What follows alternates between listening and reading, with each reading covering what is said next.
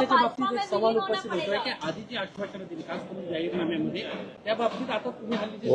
तुम्ही जे स्टेटमेंट करताय कर्जमाफी मी बोललो होतो का 21 एक मिनिट थांबा एक मिनिट थांबा अरे थांब ना बाबा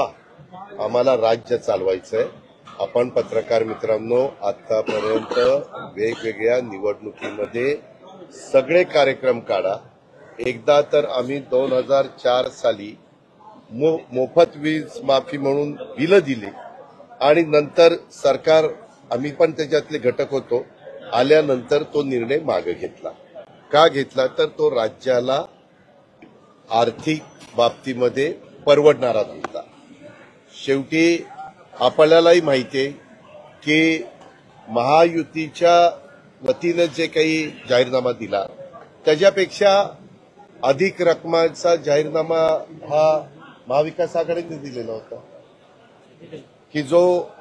कदापि अस्तित्वात येणं शक्यच नव्हता कारण